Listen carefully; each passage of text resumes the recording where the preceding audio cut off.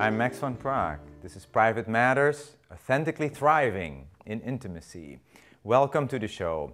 This is a forum where we speak with authors, with doctors, with coaches, with people who have an unusual contribution to make to the field of sexuality, marriage, relationship, dating. And today we're speaking with Ellen Eatough, who is a sex coach. Welcome, Ellen. Welcome to the show. Thank you. Glad to be here. And the topic of today's show is ecstasy as the ultimate healer. And you have established 4 keys that can help people achieve ecstatic sex, right? I do. And those keys were?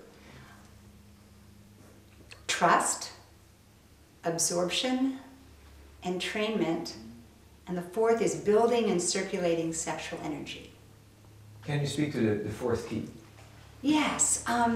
So when we all have a certain amount of sexual energy percolating in us at any given time. And sometimes when we get really aroused, that energy starts to build.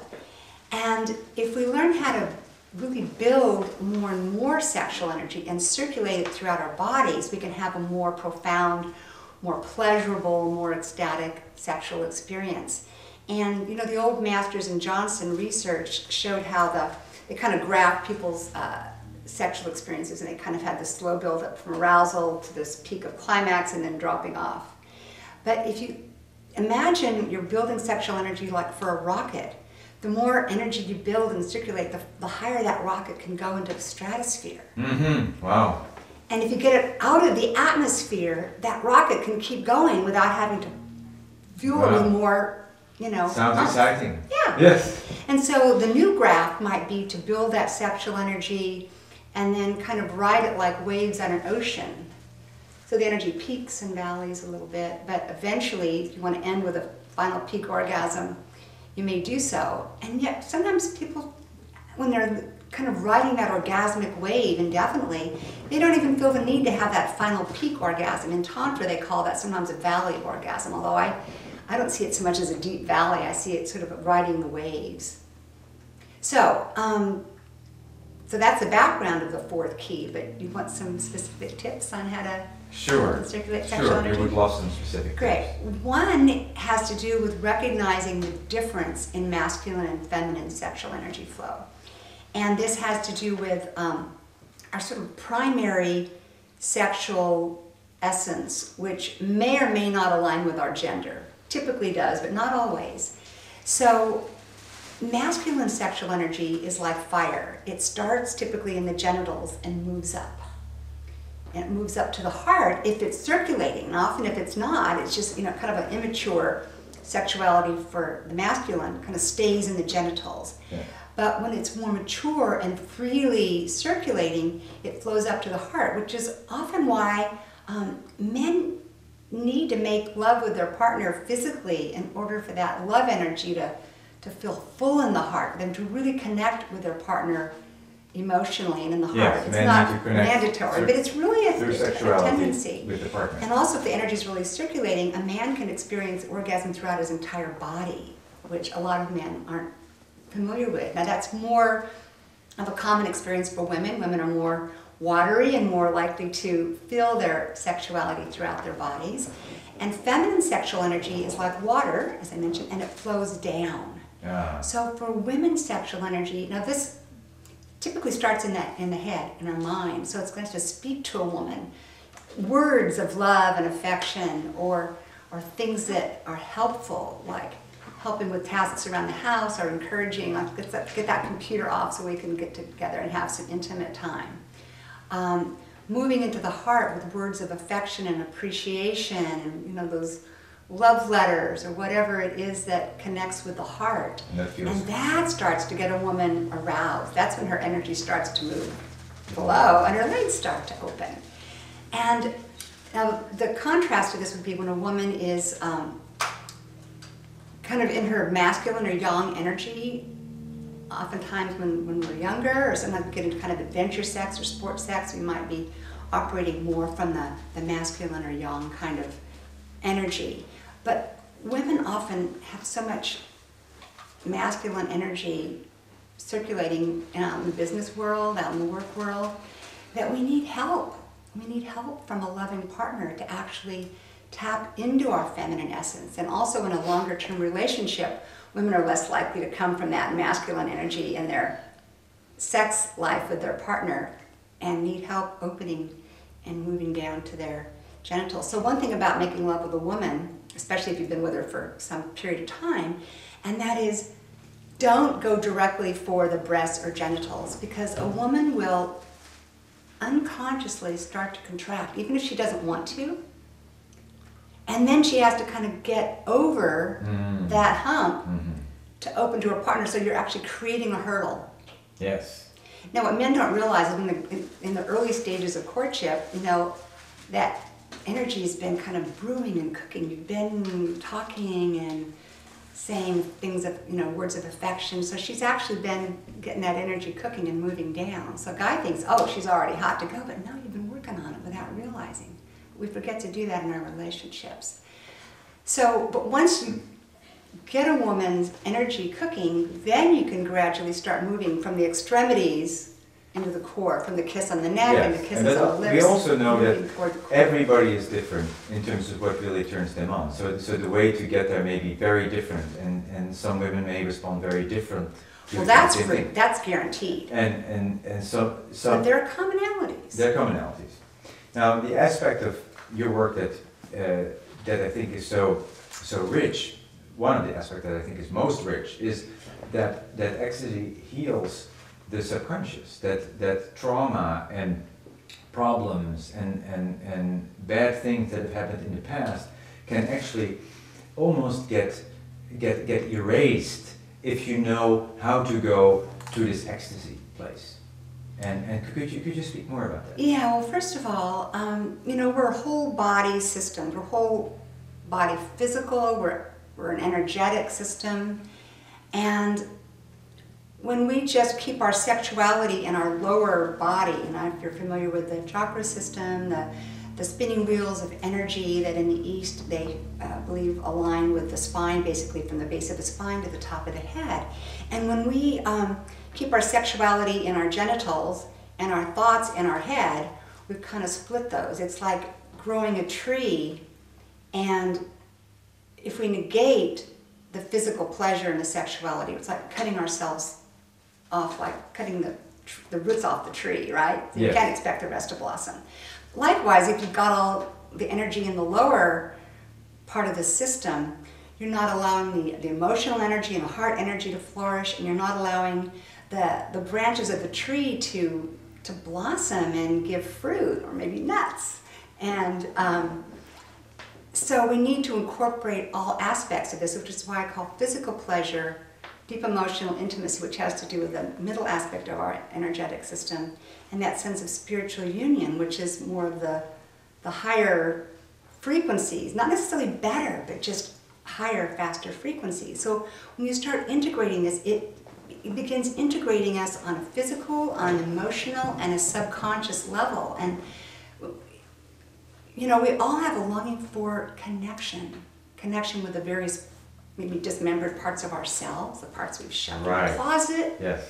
You know, I'm not going to say that just having sex, though, is going to heal all those wounds in the closet, because sometimes you have to go very carefully by the hand. I'm speaking about fully integrated sex. Yes. Spiritually, emotionally, physically integrated sex. That experience can overthrow anything from the past that we have experienced. Yeah, it actually starts to, you know, reprogram the patterns in the DNA. And I was interviewing a man named Dr. Rocco Errico, and he's a biblical scholar. And I asked him once if, he teaches the clergy on God, sex, and the Bible. And I asked him, well, do you say sex is like a gateway to the divine? And he says, no, it's not. Sex is divine. Sex is God pressed out or expressed in human form. And you know, God includes everything, whatever you call it, God or the one or, you know, spirit, but it's all oneness, and we are all oneness. So that ecstatic sexual experiences alone or with a loving partner in most people's ideal, helps to integrate these various aspects of ourselves. Yes.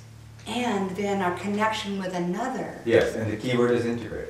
Yeah, and that is the healing aspect, or one of the huge healing aspects. Accepting all the parts in yourself, in your partner. Also the pulling back, but start to transmute. it's all okay. It's true. And there are places in us physically, like in a man, if a man is penetrating a woman either with his hand or with his penis, and she starts to feel discomfort or pain, if you stop and just say, I just need a moment, and then if the man stops and you just breathe for a moment, or she might need to sort of say, maybe like, what is that that's speaking to me? Maybe there's pain in there, maybe there's a connection with the subconscious and an old wound. And so the man's energy can actually heal that place in the woman's vagina by sending his love right through his body and imagining that energy and love, not with an ejaculation, but just with the energy and love coming out from his penis to heal that place inside her that can start to release and open and can be so healing. Yeah. Yeah, it can be so healing. It starts with the acceptance. I think more people should come to a relationship from the beginning in really accepting their partner. Instead of criticizing, instead of finding something wrong or punishing. People do all kinds of things, as you know. And I think what I found through my own wonderful journey in many relationships is that acceptance is really the key. That being with somebody who accepts you, accepting yourself, somebody who teaches you to accept yourself. See, that's the thing, is often it's very hard to accept someone else before you accept yourself. And I recently heard a great phrase, which is, and the reason we often criticize others is because of some fear in ourselves.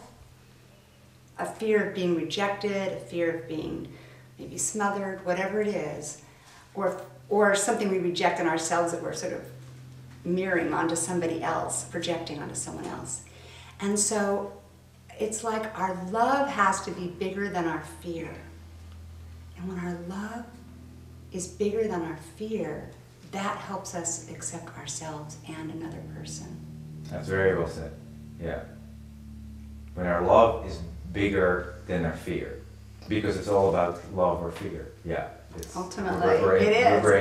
We're in either one or the other. That's right. We're either doing fear or we're doing love. Yeah. What else, Ellen, would you like people to know about you, your work? Something we haven't talked about, perhaps? Well, one thing is that as a result of the workshop that I described in the previous segment where I was giving, trying to help people open to transcendent sex and discovered that these 4 keys I was describing help them have the most ecstatic lovemaking that they experienced to date. This led me to creating a system, which is called 4 Keys to Sexual Ecstasy. Experience soulful connection with spine-tingling sex. And it's spine-tingling sex. Yeah, that's the physical part, right? That's love it. Yeah. Spine-tingling sex. Yeah. The soulful connection. Yes. Yeah. So I created this system. It includes information. It's an audio program primarily with a book, but it includes information. It includes an actual guided experience with your partner in the bedroom, which is, because I used to do this less intimately in groups, but now, because it's a private matter, we take it into the bedroom so people can feel more comfortable and guide them through exercises into a state of deep intimacy, incorporating these 4 keys to sexual ecstasy that I described. We take them into trust, entrainment, absorption, and moving into, which start out non-sexual, then we move into sensual massage, building and circulating sexual energy, moving into guided foreplay, and then there's music for lovemaking, which has brainwave entrainment built into it, and then, because entrainment was one of the 4 keys, and it helps us slow down to a more theta or slower brainwave state, which is really where we have more open-hearted connection with our partner. Yeah. And it also gets us, we also experience more physical pleasure in a physical state because it heightens our sensory perception. Anyway, it's infused also with these resonant frequencies, 14 layers of resonant frequencies. So that create more ecstatic lovemaking. A lot of people describe that it's enhanced their libido, menopausal women included. Lots of different responses, but it just really takes people into a glorious sensual experience together. I had one gentleman told me, he was a young couple in their 30s, had 3 young children. They got married. They didn't have sex till they got married. He'd had some sexual experiences, but she was religious, and so he agreed to not have sex until they got married. But they'd been very passionate, so he was really looking forward to the big night. He said, much to his dismay, on their honeymoon they made love twice. And they had a great relationship in every aspect, but he thought, wow, their sex life was just going nowhere, and he thought he was just going to have to accept that for the rest of his life. But then after they used the system, he said that his wife just like opened up, became a totally different woman in bed. She became more spontaneous, more open, more responsive. So that's what gives me hope. I hear it, and I hear yeah. your success stories and how passionately you speak about couples having great sex. And I know that many couples are not having great sex. And many couples aren't having sex at all. That probably the people who are married are the worst in terms on the scale of there's a reason why, and this is a quote by David Schnarch, who I know you and I both admire, the author of Passionate Marriage. He says, your spouse is the hardest person to fuck and the easiest to screw over. That's a great line. Yeah, we start to take people advantage of the situation. For granted, people for granted. Let's think about that. Your spouse is the hardest person to make love to. That is true for many people. Yeah, I think one reason is, well, there are many reasons. One is we start to forget them, we start to take them for granted. But another is to really let go and be totally wild and spontaneous. Your partner that you love is actually the biggest risk, because that part of us that fears being seen and not loved or humiliated, it's like you have the most to lose with your partner. Because like if you break out of the box that you created for yourselves, you have the most, it's the riskiest. It's less risky with a one-night stand, because you have nothing to lose. So what, next. But with the person you love and you've established a commitment with. Oh, the opening up is scarier. Yeah, I think so. Yeah. Opening up out of the patterns you've established with each other. Yeah. Can be. And it is very complex, obviously. So many reasons. And you are not somebody who talks to people for hours about this. You do healing techniques, and you believe in other ways of helping people than just talking. Yeah, I try to guide them through experiences that they can share with each other. And they may be talking with each other through specific exercises or physical exercises, but I try to have them have the experience with each other so that things can unfold for them. Healing can happen with them, just not just be telling them how to do it. Although I have a lot of different tips and techniques too. Is there a principle that people can remember? I very much believe in principles, or meditating on principles, or understanding principles as a way to come to a greater understanding. And by coming to a greater understanding, things resolve themselves often. If your outlook, if your perspective on a situation changes, then often the problem goes away. So would there be a principle that could help us, if we understood that on a deep level, help us achieve greater sex? Well, this may... It's a hard question. Yeah, but it's a good question. I haven't really thought about it as a principle, but one thing I do believe and have experienced is that the larger perspective you take on your life and on your activities, the more power they have in them. So for example, if you're just out to have your own sexual pleasure, it's pretty, narrowly focused. If you're out to have your partner have as much pleasure as you and to share it, it's even bigger, right? If you recognize that your pleasure and your love together spills over into your family, and that that nurtures your family just because of the energetic vibe your kids get and the positive role models your kids have for their own lives as they grow up, then your lovemaking actually has a bigger context and more power. So even if you take your life purpose in the world, whatever your life's work is, or your life purpose, whether it's to be, whether it's, raise your family or some work that you're doing, in a financial environment or whatever it is, if you see that your love and your sexual vitality, which has been proven in so many ways, there's scientific proof about our health benefits of our sexuality, but if you look at it as the love and the vital life force that you're building and maintaining, and the love that you're sharing, and what you're building strength in yourself and your relationship, if you see that from the perspective of serving a larger purpose. Yes, beautiful. Then that's a huge, now you have a big foundation. And Yeah, a lot it's of not energy. just selfish, this is us. Right. Yeah. Now you're coming together is big. It's big, yeah. And now you're giving it energy right off the bat. Yeah. And then,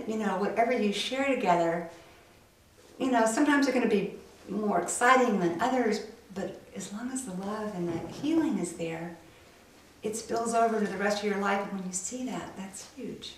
Yeah, that's beautiful. Yeah, and that's the truth for couples who are soulmates, who are really well matched, that they inspire their whole environment, the people around them, their community, by their relationship. It doesn't even need to be talked about. People feel the happiness and the harmony of certain couples. But they have to talk about it, because if people don't talk about it, they don't get around to doing it oftentimes. And that's one thing that couples have to have, is fear about even bringing it up, because if they haven't had sex in a while, or they haven't had good sex in a while, now they start to get afraid to talk about it. So it's like, you gotta open up the conversation again and make a schedule. They make it a practice day. every day or every week or a certain. Yeah, you make dates when you're dating. You make date with your lover, your husband or wife. Yeah. If you feel good about where your work is at this time, or the way you express yourself through your work, or yeah. I mean, it's based on the feedback I get from people about how it supports them and helps them. That's very rewarding, and I'd like to get this 4 Keys to Sexual Ecstasy system out to a larger public through another publisher, because I'd like to spend more of my time doing the actual interactive workshops with people, either live or online. You've really moved from doing more one-on-one sessions in your practice to working with larger groups. Yes. Yeah, larger groups in person with the people there, or over the phone. Groups that are within a size range that they can still ask me one-on-one questions, and I will still give people one-on-one sessions within an 8-week program, but that way I can serve maybe 50 people or 40 people at one time, rather than just one-on-one or one-on-two. Well, it's been great to have you on the show, Ellen. Thank you for what you do. I just admire what you're doing, and putting all of this, interviewing all these people, getting your work out to the world. I think is really important, a real service. I think the world needs this more than anything. Raising awareness about these topics, about these issues that we talk about here in this forum. I think there is such a need for it, for people to feel good about themselves, in their bodies, with their sensuality, in the bedroom. And it'll help heal the planet, because it helps everything. I think there'll be a lot less violence if people are having a better time in the bedroom.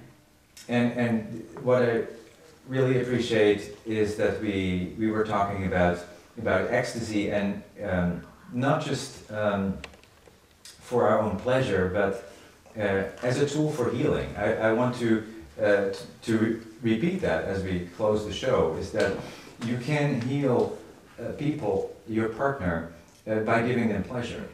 And by loving them, by accepting them, they can get over whatever childhood issues they have been struggling with. They can get over that by feeling love, by feeling pleasure, by feeling accepted. Ecstasy as the ultimate healer. Thanks, Ellen. This was Private Matters. I'm Max van Praag, authentically thriving in intimacy. See you next time.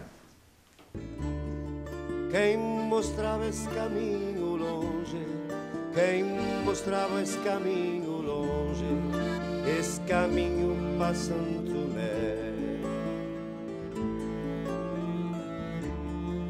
quem mostrava esse caminho longe, quem mostrava esse caminho longe, esse caminho para São Tomé.